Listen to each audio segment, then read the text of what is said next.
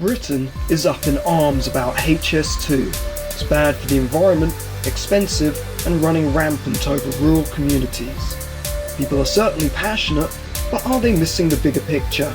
Or has the movement against HS2 got both its heart and its head in the right place? Hello, my name is Tia and I'm an anti-HS2 protester. I wanted to make sure we were on the right track by opposing HS2, so I decided to steelman our opponents' arguments, testing them at their strongest to see if there is any truth to them. We all want to save nature and ourselves, but for that we need knowledge. This is HS2, the facts.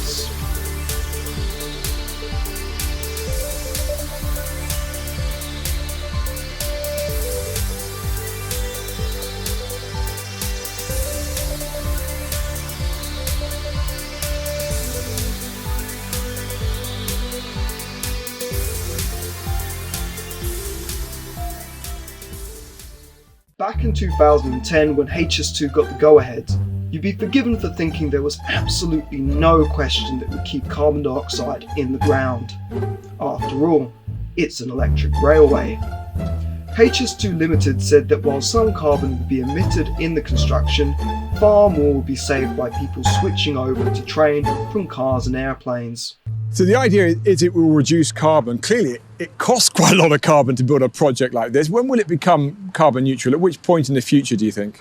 Well, that will certainly depend on the volume of services that run once the railway's been built. But I think what we're very aware of as part of the commitment of HS2 is for it to be a net zero project. That's Mark Thurston, CEO HS2 Limited. Notice how he carefully avoided putting an exact date for HS2's carbon zero. Greens for HS2, a splinter group within the Green Party, said that the company's official figures state it would be carbon neutral in about 60 years after opening. If all goes to schedule, then that would make the timing of its carbon payback 2086. But wait, there's more. If you look closely at HS2 sustainability documents, they state two emission figures for construction.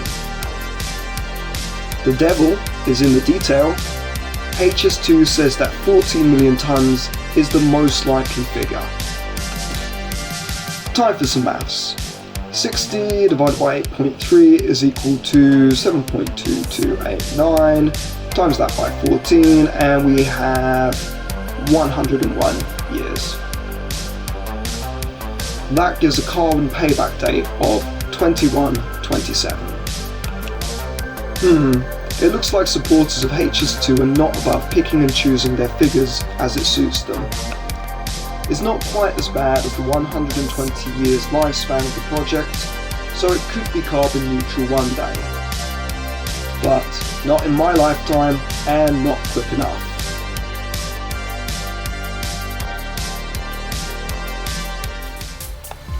I realised over the course of making this video that all of HS2's other claims, that they're planting trees, it will increase capacity, it will create modal shift, impact on its carbon case.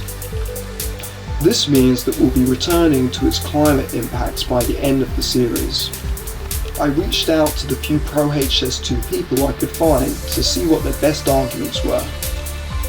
Unfortunately, I was redirected to obscure Twitter posts rather than giving a straightforward explanation.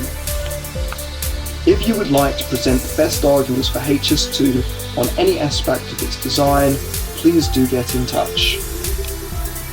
I think the public should have the right to all of the best arguments and facts at their fingertips, so they can make the best decisions. See you next time when we look at how much ancient woodland is being affected by HS2.